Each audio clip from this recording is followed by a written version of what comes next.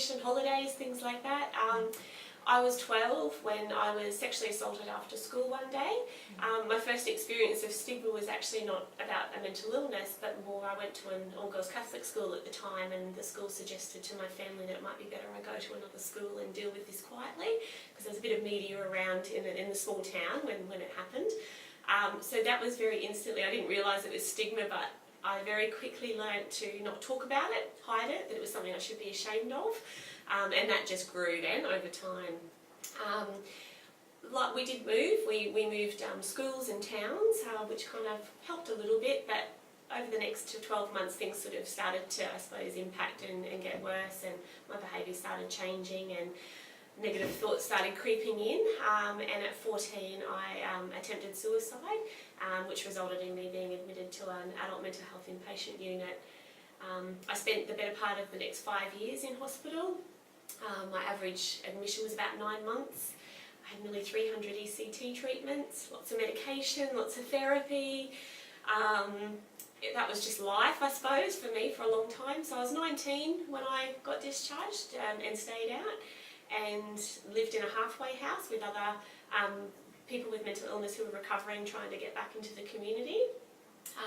So that was sort of where, I had a grade 9 education and no money and things, so there was a lot to learn, just basic cooking skills, how to look after myself.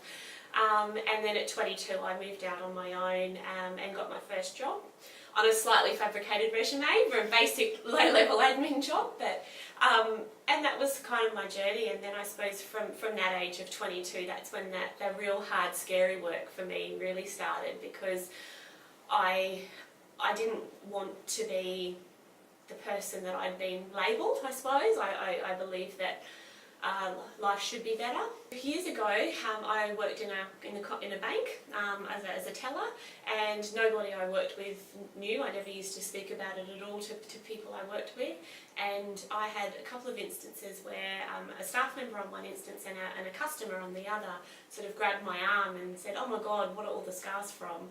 So very instantly at that point I was not comfortable with that, and it made me feel almost physically sick about, I didn't know what to say, I got really nervous, almost like a panic attack, really embarrassed, and I actually left work that day in tears, and it really struggled to come back and have to explain a situation. So instantly, and then when I did come back to work, there was a couple of people that were quite kind, but then there was also a very noticeable difference from others who kind of avoided me from then on and didn't really open up the conversation. Now I know that could have been because they were uncomfortable, they maybe didn't know what to say, but again it's just that it is that stigma about why is it any different. So I think I couldn't control what the customer did in the bank, because that was a person I didn't know. I think what would have been really lovely right then would be another staff member to just grab me straight away when I did sort of run out there crying, and just sit down with me and say, look, just ask me, look, you don't have to talk about it, but we're all here for you, or just that sort of understanding. I think I potentially maybe wouldn't have gone home from work that day. I might have just needed half an hour to collect myself, but definitely would have made it easier coming back. So it's the Shatter mental health stigma campaign. Essentially it's just about breaking down the stigma that's associated with mental illness and people who have mental illness. I'm very passionate about this. Through my whole life I've experienced stigma.